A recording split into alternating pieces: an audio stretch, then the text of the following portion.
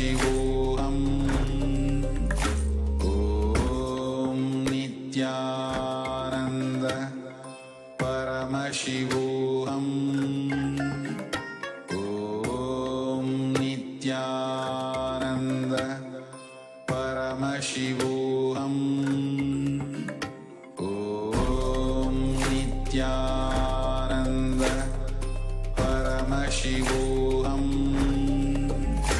ॐ नित्यानन्द परमशिवोऽहम् ॐ नित्यानन्द परम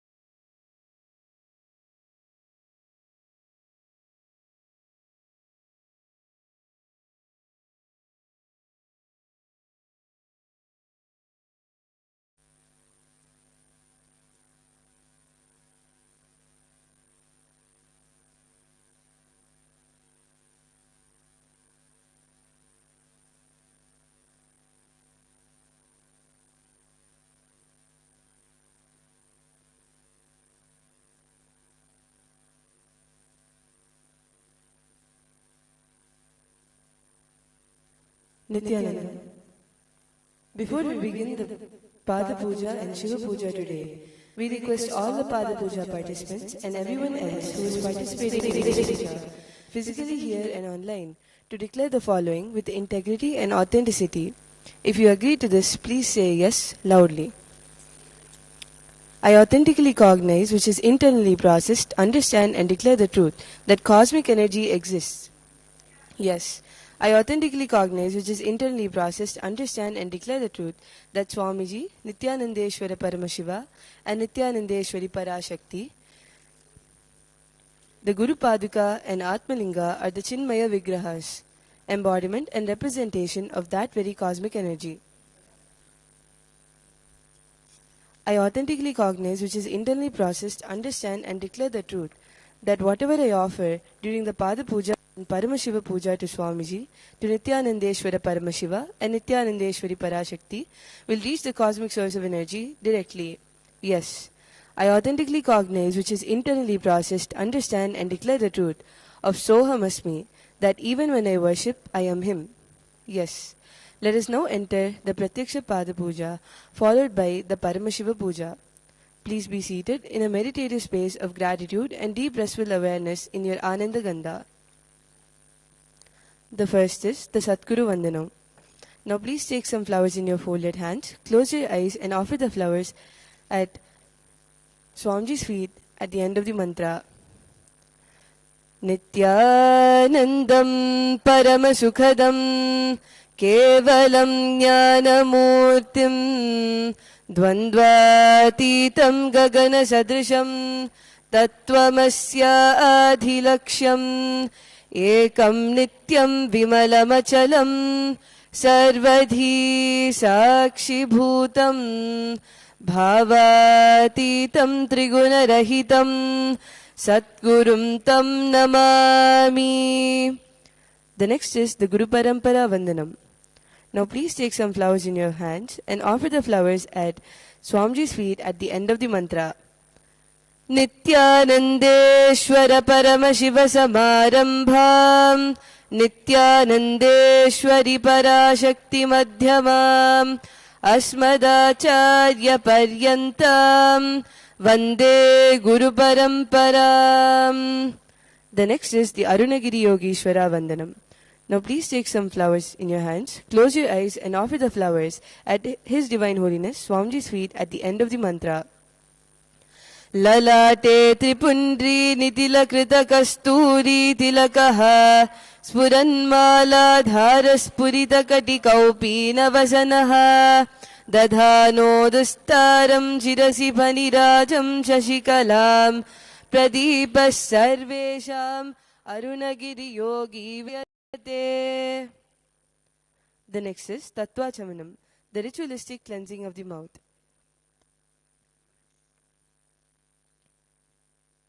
Now keeping your right hand, pour one uddani of water from the Panchapatram, chanting each of the following mantras internally. Drink the water that flows to the base of the palm. Om Atma Tattvam Shodhayami Svadha. Om Vidya Tattvam Shodhayami Svadha. Om Shiva Tattvam Shodhayami Svadha. Chanting the following mantra internally, wipe the upper and lower lips twice using the base of the right hand thumb, moving the hand from the right to the left of the lips. Om Ham Hridayaya Namaha. Wash your right hand with the water in the Panchapatram. With the tips of the right hand index, middle and ring fingers touch above the upper lips and below the lower lips. With the tips of the right hand index finger and thumb joined together, touch the right nostril, left nostril. With the tips of the right hand ring finger and thumb joined together, touch the right eye, right ear, left ear. Wash your right hand with the water in the Panchapatram. With the base of the right hand thumb and little finger, touch the navel, right chest, left chest. With the right hand fingertips together, touch the top of the head, right shoulder, left shoulder, the heart center. The next is the Shuklam Bharadaram. Please take Shita in your right hand. Clench your hands and tap the sides of your forehead 5 times. Shuklam Bharadharam Vishnum Shashivarnam Chaturbhujam Prasannavadanam Dhyayet Sarva Vignopashantaye. The next is the Pranayama. Continue to keep the Akshata in your right hand. Now only open the little finger, ring finger and the thumb. During the pranayama, use the thumb to close the right nostril and the ring and little finger to close the left nostril. Closing the right nostril, inhale slowly through the left nostril. Once you've inhaled fully, close both the nostrils and hold the breath inside as long as possible. Exhale through the right nostril alone very slowly. During this inhalation, retention and exhalation, chant the following mantras 3 times internally. Om Hum Ishanamurdhaye Namaha, Om Him Tatpurushavakraye Namaha, Om Hum Aghorahridayaye Namaha, Om Him Vamadevagahyaye Namaha, Om Hum Satyojatamurtaye Namaha, Om Hum Hridayaye Namaha, Om Him Shirase Namaha, Om Hum Shikaye Namaha, Om Him Kavachaye Namaha, Om Hum Netrebhyo Namaha, Om Hastraye Namaha, Om Hum Ishanamurdhaye Namaha, Om Him Tatpurushavakraye Namaha, Om Hum Aghorahridayaye Namaha, Om Him Vamadevagahyaye Namaha, Om Hum Satyojatamurtaye Namaha, Om Hum Hridayaye Namaha, Om Him Shirase Namaha, Om Hum Shikaye Namaha, Om Him Kavachaye Namaha, Om Hum Netrebhyo Namaha, Om Hastraye Namaha, Om Hum Ishanamurdhaye Namaha, Om Him Tatpurushavakraye Namaha, Om Hum Aghorahridayaye Namaha, Om Him Vamadevagahyaye Namaha, Om Hum Satyojatamurtaye Namaha, Om Hum Hridayaye Namaha, Om Him Shirase Namaha, Om Hum Shikaye Namaha, Om Him Kavachaye Namaha, Om Hum Netrebhyo Namaha, Om Hastraye Namaha. The next is the Sankalpa. Now keeping the Akshata in your left palm and closing it with your right palm, keep both the hands on the right thigh. Chant the following mantra and drop the Akshata down in the knot at the end of the mantra. Om Mamopata Samasta Duritakshayadvara Bhagavat Shri Nityananda Paramashiva Prityartam Shri Nityanandeshwari Parashakti Sameta Shri Nityanandeshwara Paramashiva Prityartam Cha Shubhe Shobhane Muhurte Adhya Brahmanah Dvitiya Pararte Shri Shvetavaraha Kalpe Vaivashvadamanvantare Ashtavimshatitame Nitya Yuge Prathame Pade Jambu Dvipe Bharatavarshe Bharatakande Meroho Dakshine Parshve Shakabdhe Asmin Vartamane Vyavaharike Prabhavadinam Sastyaha Samvatsarana Madhye Vikarinama Samvatsare Uttarayane Lakshmi Venkateshwara Ritau Jeshtamase Shukla Pakshe Panchamyam Shubhaditau Stiravasarayuktayam Dhanishta Nakshatra Vishkambha Yoga Kaulavakarana Evam Guna Visheshana Vishishtayam Asyam Shubhaditau Shri Kailasonnata Dvadashanta Shyamala Pitharudha Shri Meenakshi Sundareshwara Bhinna Swarupa Parashivaputra Ratnakumara Gurumandhyatulyavatara Shri Parvati Stanyapana Labdha Divyajnana Vishchuta Sakala Nigamagamasara Bhuta Dravida Veda Pravaktra Shrimat Paramashiva Karuna Samadhigata Muktamaya Chaturashaya Nagiyamana Chatra Chamara Shri Chinhaka Haladi Samasta Birada Valyalankrita Jnana Vijnana Chakravarti Sarva Jana Sangha Sadyo Nirvana Diksha Vyayapa Vargavarsha Vishrana Jimuta Paramata Kalabha Kesari Shaiva Siddhanta Stapanacharya Shri Rajadiraja Pandya Maharaja Guru Shapana Shakyadi Mahandakara Nivarana Jnana Bhanu Vikshana Narharha Dvajochedana Purvaka Shrimad Vrishabhadvajastapaka Shaiva Samaya Katre Sarvajna Pitharudha Shri Jagadguru Shri Jnana Sambandha Deshika Swami Vagisha Sundara Manikya Vachaka Swaminam Avatara Bhuta Shri Jnana Sambandha Swami Punaruddhata Shyamala Pita Mahasamsthana Jnana Samrajya Shashika Sarvajna Pitharudha Trinavadyuktara Dushatatama Guru Mahasannidhana Kailasa Paramparagata Surya Vamsha Sarvajna Pita Surangi Samrajya Shashika Mahanirvani Pitasya Ashtottara Sahasya Shri Mahamandaleshwara अटलपीठस्य अष्टोत्तरसहस्रश्री अटलपीठाधीश्वर धर्ममुक्तिस्वर्गपुरस्वर्णपीठस्य त्रयोविंश गुरुमहासन्निधान श्रीमत्परमहंस परिव्राजकाचार्यवर्य सच्चिदानन्दप्रणवस्वरूप श्रोत्रिय ब्रह्मनिष्ठ नित्योत्सव नित्यमङ्गल नित्यकल्याण नित्यरजित नित्यानन्दपीठ महासंस्थान महासिंहासन पीठकर्तृ कैलास पुनरुद्धारक जगद्गुरु श्रील श्री भगवत् श्री नित्यानंद परमशिव श्री ज्ञान संबंध देशिक परमाचार्य स्वामिनां प्रीत्यर्थं तेषां पादारविन्दयोः भक्ति सिद्ध्यर्थं गुरुकृपा कटाक्ष सिद्ध्यर्थं क्षेमस्थैर्य वीर्य विजय आयुरारोग्य ऐश्वर्याणाम् अभिवृद्ध्यर्थं धर्मार्थ काम मोक्ष चतुर्विध फल पुरुषार्थ सिद्ध्यर्थं मम समस्त दुरितोपशान्त्यर्थं समस्त मंगलावाप्यर्थं भगवत् श्री नित्यानंद परमशिव प्रसादेन सकुटुम्बस्य ज्ञान वैराग्य जीवन मुक्ति प्राप्त्यर्थं श्री नित्यानंदेश्वरी पराशक्ति समेत श्री नित्यानंदेश्वर परमशिव अवतार भूत श्री सर्वदेव देवी स्वरूप भगवत् श्री नित्यानंद परमशिव प्रत्यक्ष पाद पूजां करिष्ये श्री नित्यानंदेश्वरी पराशक्ति समेत श्री नित्यानंदेश्वर परमशिव पूजां च करिष्ये. Now wash your hand with the water in the panchapatram. Om abhaupasprisya. The next is the Gantanada. Now ring the bell with your left hand loudly as you chant the mantras. Om Agamatantu Devanam Gamanatantu Rakshasam Gantanadam Karo Jnato Devata Hvanalanchanam Ganta Devata Bhyo Namaha. The next is the Manasa Puja. Now please take some flowers in your hands and offer the flowers at the end of the mantra.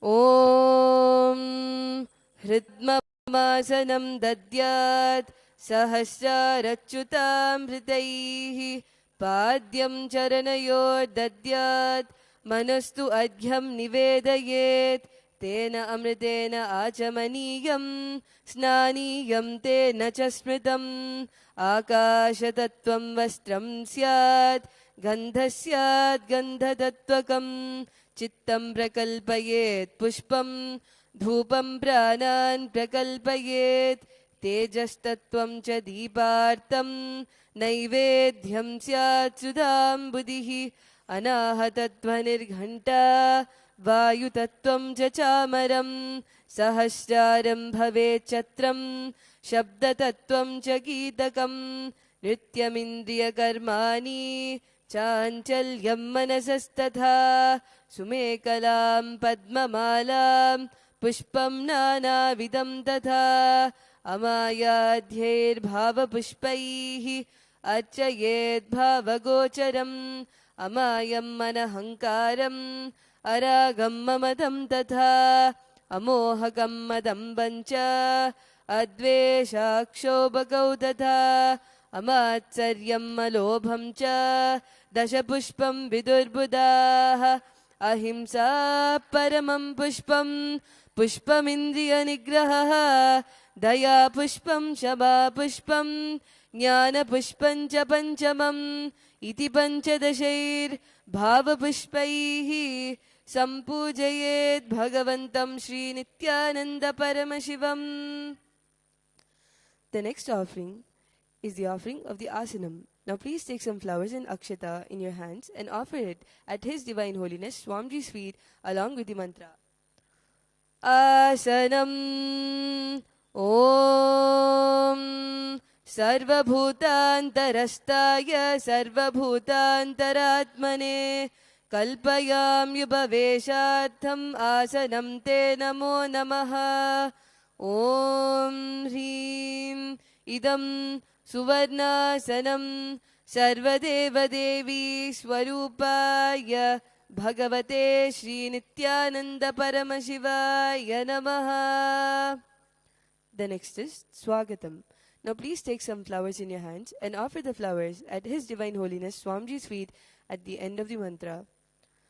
Swagatam Om Shantatvat Sarvakartritvat Bhavo Paradikaranat Shiva Ukto Mahatantra Mantra Vibhis Sada Shivaha Tasmai Shivaya Gurave Vitaraga Kalaya Vai Ameyatvadanantoyam Majatva Chaprakirtitaha Yasya Darshanamichanti Deva Swabhishta Siddhaye Tasmai Te Parameshana Swagatam Swagatam Prabho Adhyame Sapalam Janma Jivanam Safala Kriyaha Swagatam Yatvaya Tanme Tapasam Palamagatam Om Shrim Sarvadeva Devi Swarupa Bhagavan Shri Nityananda Paramashiva Swagatam Suswagatam Te. The next offering is the offering of Padyam. Now please take an uddhani of water in your hands and offer it at His Divine Holiness Swamiji's feet along with the mantra. Padyam Om Yad Bhakti Lesha Samparkat Paramananda Samplavaha Tasmai Te Parameshana Padyam Shuddhaya Kalpaye Om Hrim Etat Padyam Sarvadeva Devi Swarupaya Bhagavate Shri Nityananda Paramashivaya Namaha. The next offering is the Arghya. Now please take the conch in your hands and offer the Arghya at His Divine Holiness Swamiji's feet along with the mantra. Arghyaha Om Durvakshata Samayuktam Bilva Patram Dataparam Shobhanam Shankapatrastam Grihanargyam Maheshwara Om Hrim Yesho Argyaha Sarvadeva Devi Swarupaya Bhagavate Shri Nityananda Paramashivaya Swaha. The next offering is Achamaniyam. Now please take an uddhani of water in your hands and offer it at His Divine Holiness Swamiji's feet along with the mantra. Achamaniyam Om Mandakinyastu Yadvari Sarva Papaharam Shubham Grihanachamaniyam Tvam Maya Bhaktya Niveditam Om Hrim Idam Achamaniyodakam Sarvadeva Devi Swarupaya Bhagavate Shri Nityananda Paramashivaya Swadha. The next offering is Madhuparka. Now please take the Madhuparka and offer it at His Divine Holiness Swamiji's feet along with the mantra.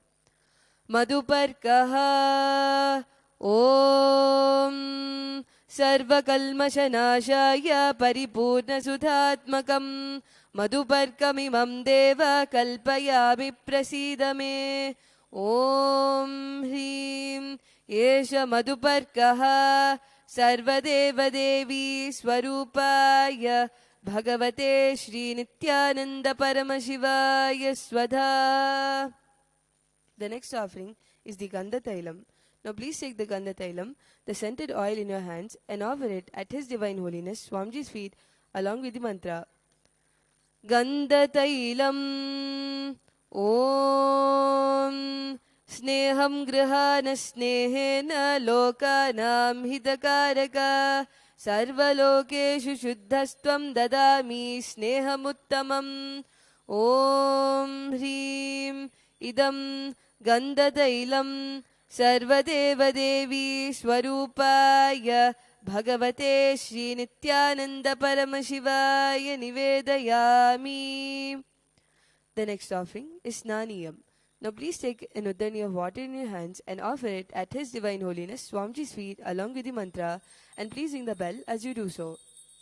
Snaniyam Om Idam Sushitalam Vari Swacham Shuddham Manoharam Snanatam Te Maya Bhaktya Kalpitam Pradigrihyatam Om Hrim Idam Snaniyodakam सर्वदेवदेवी स्वरूपाय भगवते श्रीनित्यानन्दपरमशिवाय निवेदयामि.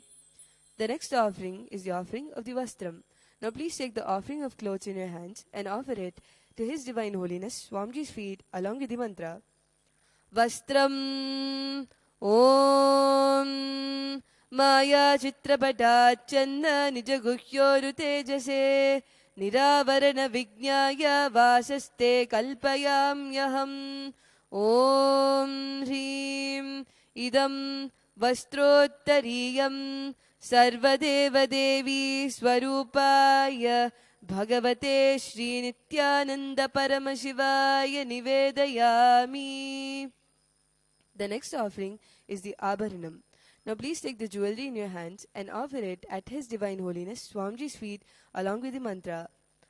Abharanam Om स्वभावसुन्दराङ्गाय नानाशक्त्याश्रयायते सुवर्णं भूषणं तुभ्यं कल्पयामि प्रसीद मे.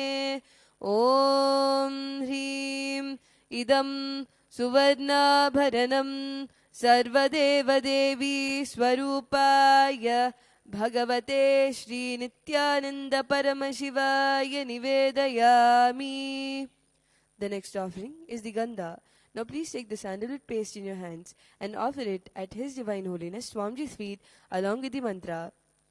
Gandha Om Shariram te na janami cheshtam naiva cha maya niveditan gandhan pratigrihya vilipyatam. Om Hrim Yesha Gandha सर्वदेवदेवी स्वरूपाय भगवते श्रीनित्यानन्दपरमशिवाय नमः. The next is the offering of the Pushpam. Now please take some flowers made with sandalwood paste in your hands and offer the flowers at His Divine Holiness Swamiji's feet along with the mantra. Pushpam Om तुरीयवनसम्पन्नं नानागुणमनोहरम् आनन्दसौरभं पुष्पं गृह्यताम् इदमुत्तमम्. ॐ ह्रीं एतानि सचन्दनपुष्पाणि सर्वदेवदेवी स्वरूपाय भगवते श्रीनित्यानन्दपरमशिवाय वौषट्. The next offering is the offering of the Bilva Patram. Now please take the Bilva leaf smeared with sandalwood paste in your hands and offer it at His Divine Holiness Swamiji's feet along with the mantra. Bilva Patram Om Amritodbhavam Shri Vriksham Shankarasya Sada Priyam Bilva Patram Prayachami Pavitram Te Sureshwara. Om Hrim एतानि सचन्दनबिल्वपत्राणि सर्वदेवदेवी स्वरूपाय भगवते श्रीनित्यानन्दपरमशिवाय वौषट्. The next offering is the offering of the Tulsi Patram. Now please take the Tulsi leaf smeared with sandalwood paste in your hands and offer it at His Divine Holiness Swamiji's feet along with the mantra. Tulsi Patram Om Namaste Bahurupaya Varadamurtaye Paramatmane Swaha. Om Hrim Idam Sachandana Tulasi Patram Sarvadevadevi Swarupaya Bhagavate Shri Nityananda Paramashivaya Namaha. The next offering is the Dhupa. Now please take the lit incense sticks in your hands and slowly wave towards His Divine Holiness Swamiji's feet along with the mantra, and please ring the bell as you do so. Dhupaha Om Vanaspatiraso Divyo Gandhadhyassu Manoharaha Agreyas Sarvadevanam Dhupo Yam Pratigrihyatam. Om Hrim Yesha Dhupaha Sarvadevadevi Swarupaya Bhagavate Shri Nityananda Paramashivaya Namaha. The next offering is the offering of the Deepa. Now please take the lit lamp in your hands and slowly wave towards His Divine Holiness Swamiji's feet along with the mantra and please ring the bell as you do so. Deepaha Om Suprakasho Mahadīpaha Sarvatastimiراpaha Sabhabhyabhyantarajyotirdeepo yam pratigrihyatam Om Hrim Deepaha Sarvadeva Devi Swarupaya Bhagavate Shri Nityananda Paramashivaya Namaha. The next offering is the offering of the Naivedyam. Now take a nuddani of water and hover it clockwise over the Naivedyam. Please chant the mantras and ring the bell as you do so. Naivedyam Om Naivedyam Vividam Deva Shatkaradi Vinirmitam Maya Niveditam Bhaktya Grihana Parameshwara Om Hrim Idam Shopakarana Naivedyam Sarvadeva Devi Swarupaya Bhagavate Shri Nityananda Paramashivaya Nivedayami. The next offering is Paniyam. Now please take a nuddani of water in your hands and offer it at His Divine Holiness Swamiji's feet along with the mantra. Paniyam Om Samastadeva Devesha Sarvatriptikaram Param Akhandananda Sampurnam Grihana Jalamuttamam Om Hrim Idam Panartodakam Sarvadeva Devi Swarupaya Bhagavate Shri Nityananda Paramashivaya Namaha. The next offering is the offering of the Punarachamaniyam. Now take a nuddani of water in your hands and offer it at His Divine Holiness Swamiji's feet along with the mantra. Punarachamaniyam Om Uchishtamapya Suchirvaya Smaranamatrataha Shuddhimapnoti Tasmai Te Punarachamaniyakam Om Hrim Idam Punarachamaniyodakam Sarvadeva Devi Swarupaya Bhagavate Shri Nityananda Paramashivaya Swaha. The next is the Aratrikam. Now please take the lit lamp in your hands, slowly wave towards Swamiji along with the mantra and please ring the bell as you do so.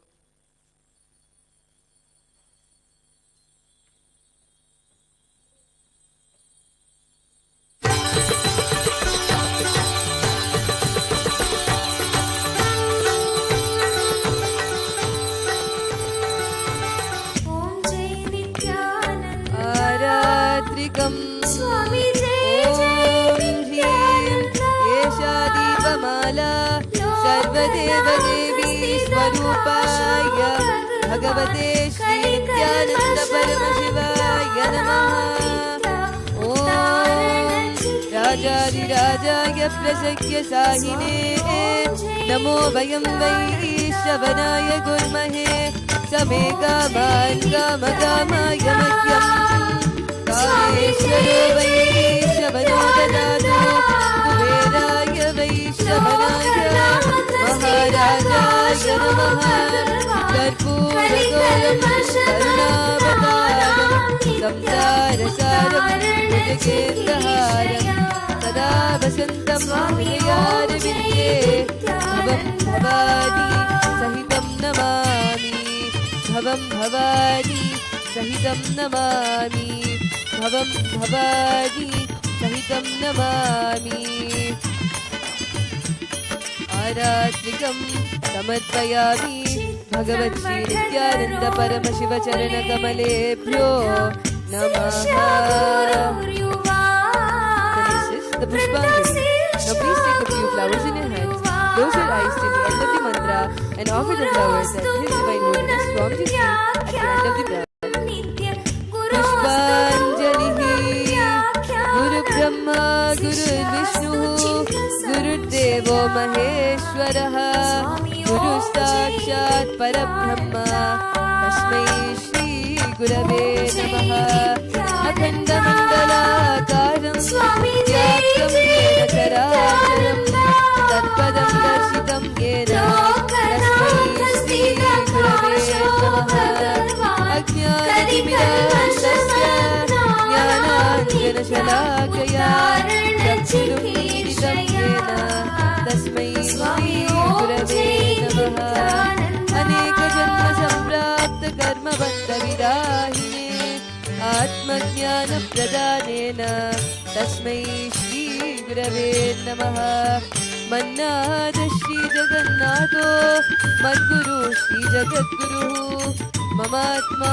सर्वभूतात्मा तस्मै श्री गुरवे नमः ईश्वरो गुरुरात्मेति मूर्तिभेदविभागिने व्योमव्याप्तदेहाय मूर्तये नमः नित्यानन्दं परमसुखदं केवलं ज्ञानमूर्तिं मध्वातीतं गगनसदृशं तत्त्वमस्यादिलक्ष्यम् एकं नित्यं विमलमचलं सर्वधी साक्षिभूतं भावातीतं त्रिगुणरहितं सद्गुरुं तं नमामि पुष्पाणि भगवती नित्यानन्द परमशिवचरणकमले